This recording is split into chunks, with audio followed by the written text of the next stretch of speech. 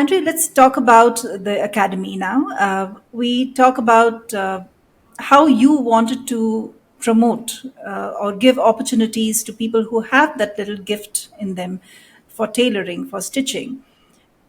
What are the specific objectives of the Savile Row Academy, and how do you, plan on developing the values of bespoke tailoring? That's a very interesting question. Developing the values and the future of Savile Row Academy. The future of Savile Row Academy, I think, is to become international.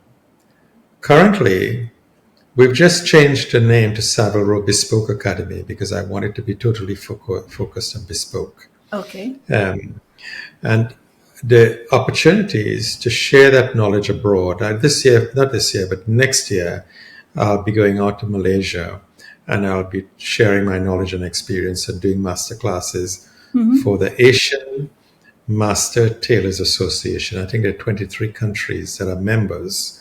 And so I'm Okay. going out there teaching and doing workshops for the master tailors that's coming into Malaysia next year. And I'm also advisor at the World Federation of Master Tailors. I've taught in Sri Lanka. I've taught here in Trinidad, where I am currently. I've done a 3-year course teaching the skills of a master tailor here in Trinidad. I've spent time in Mumbai with the representatives of 39 companies, teaching them the skills of cutting and fitting. At the Savile Row Academy in London, we've taught students from 15 countries. And currently we have students from 5 countries. So basically my objective is to share the knowledge and experience internationally of what the values are in becoming a master tailor. And by sharing that value, it becomes that everyone becomes not just a master tailor in description by the position they hold in a company, but they are genuinely master tailors. And master tailor is the person who designs the garment, who cuts the pattern, drafts the pattern, cuts the cloth, fit the garment, and can make it. All 5 disciplines, all the modules, and then who can diagnose the problems and provide the remedy and create a master template of a person's figure. And those 5 plus 3, 8 modules is what I teach at the Savile Row Academy, because I want to teach persons to become a master tailor. They may not want to practice as a master tailor.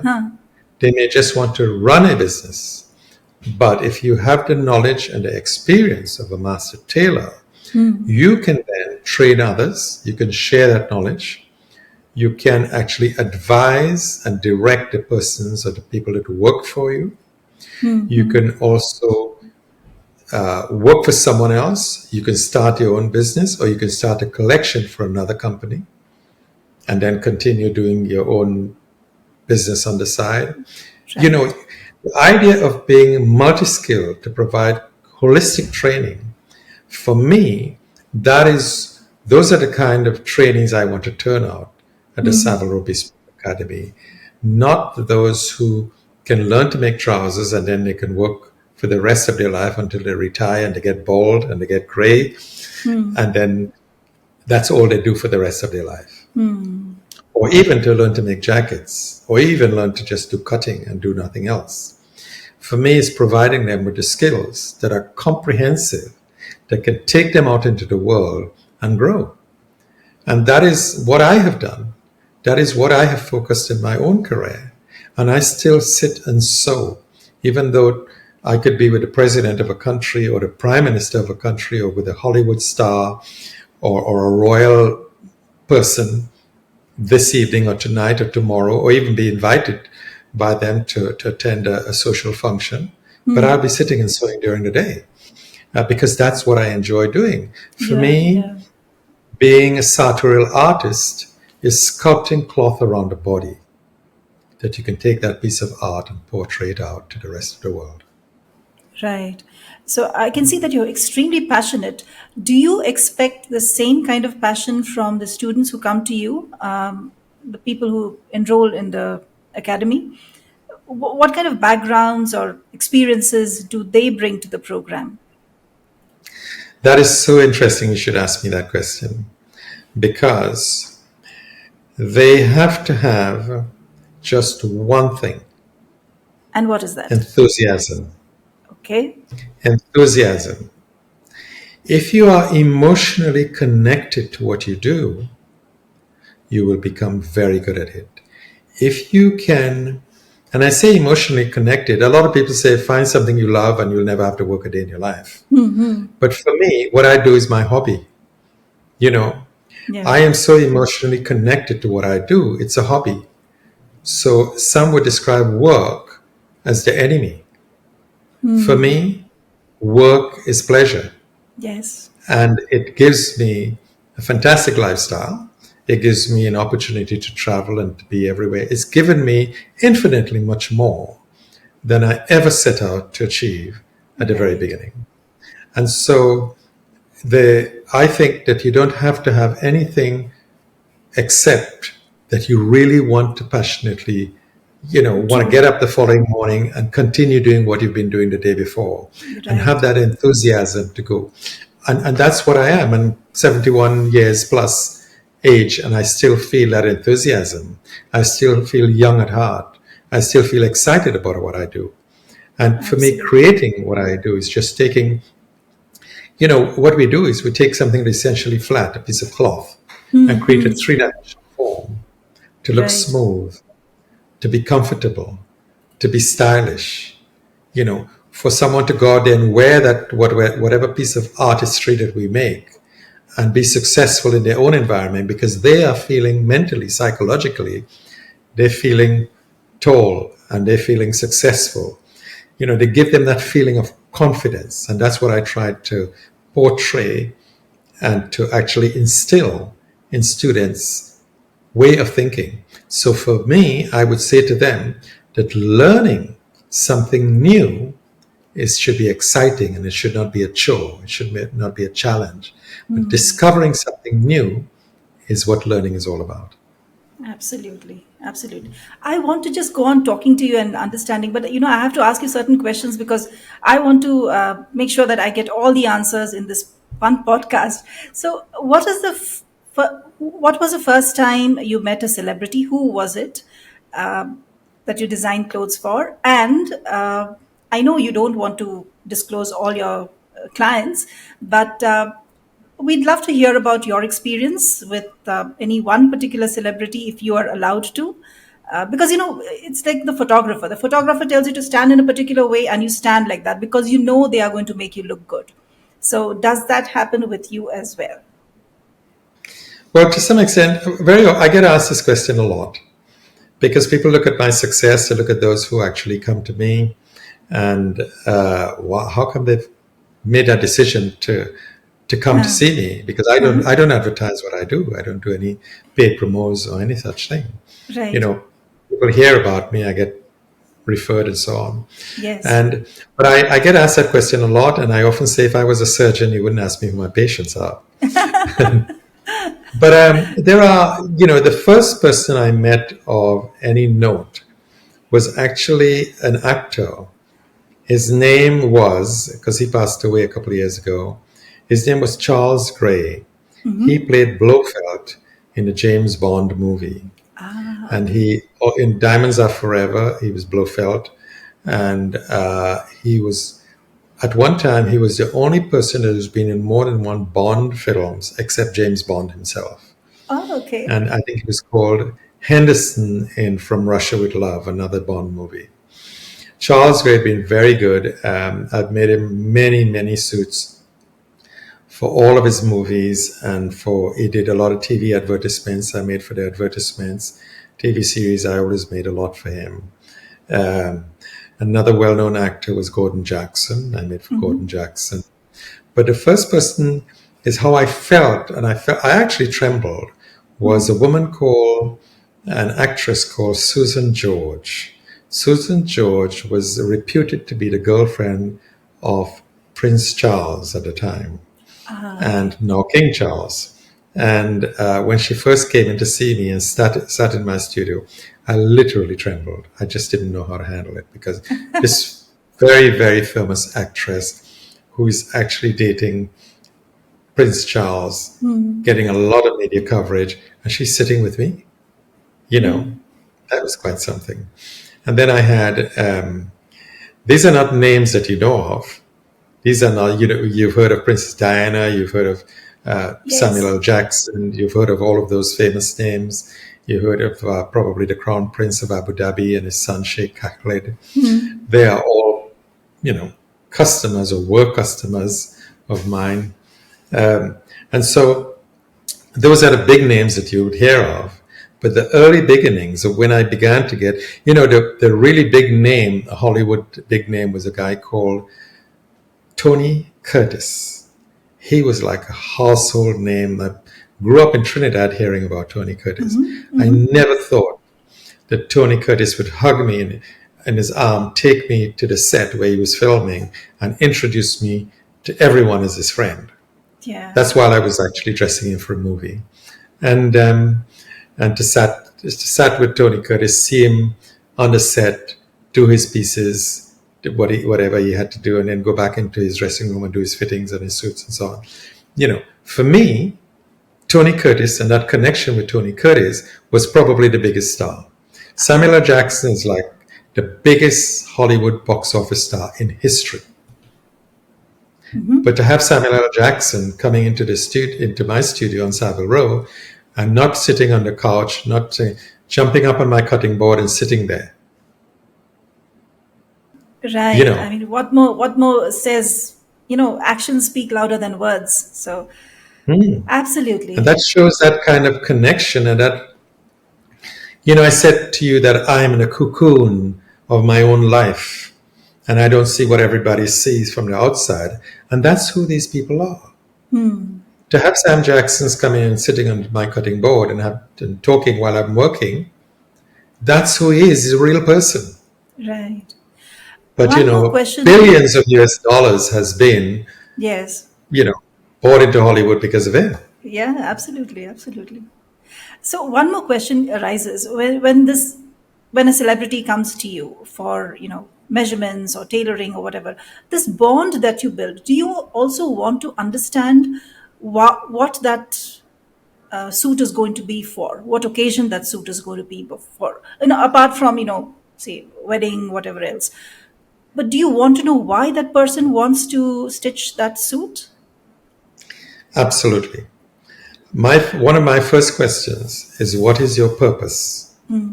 What is your purpose? Your purpose could be anything.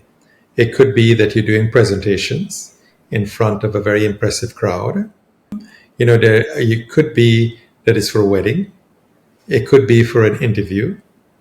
It could be that you just want to have a nice suit in your wardrobe. Yeah. For best. There could be so many other reasons. So I would want to know what your purpose, because what I do, I design in my mind as to what is relevant to what your purpose is.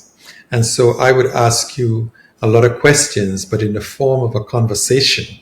Right. So you don't know as a customer that you are actually designing the suit. Right.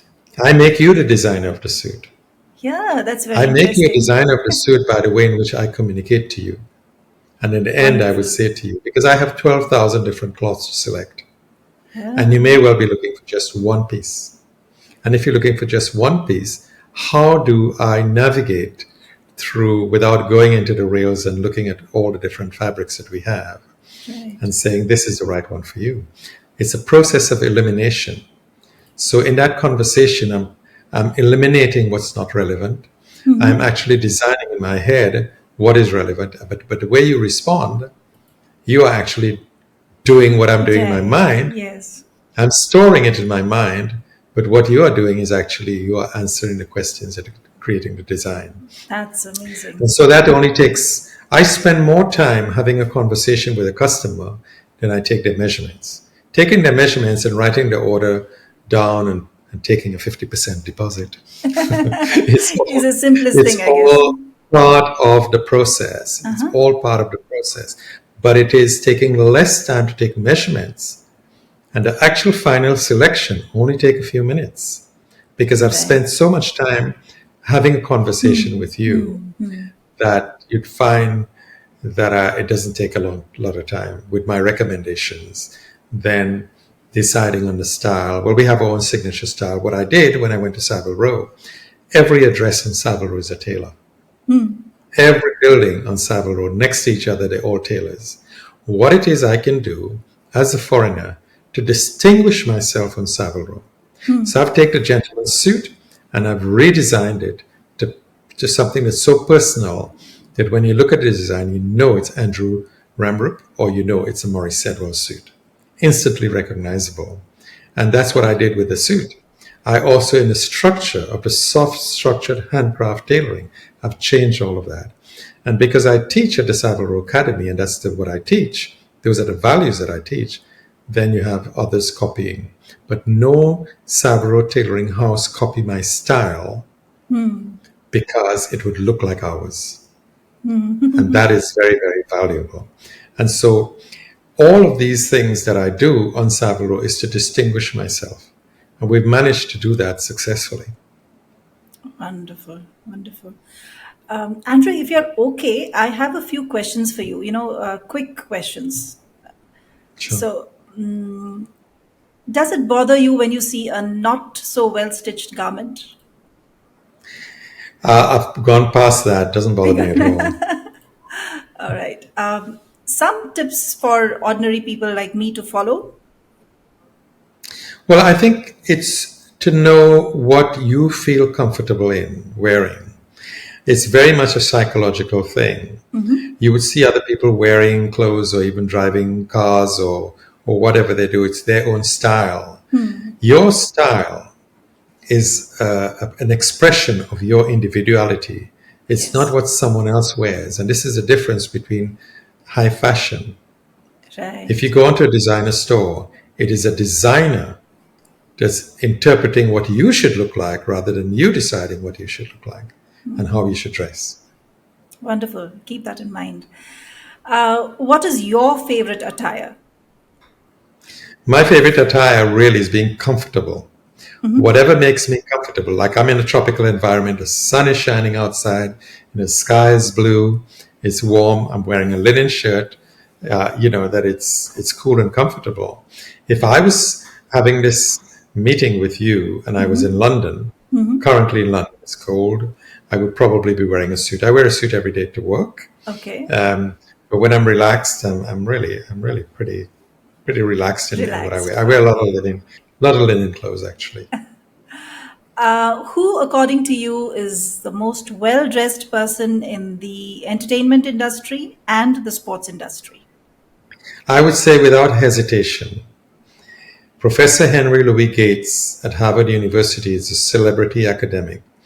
He has a television series called Finding Your Roots. Okay. He's got another series called A Great Migration. He's got lots and lots of TV series at PBS in the United States. He's by far the best dressed television personality. And he's also writing my autobiography. Yeah. In sport, got to be Brian Lara. Brian Lara is not only exceptional, but Brian Lara is very, very well dressed.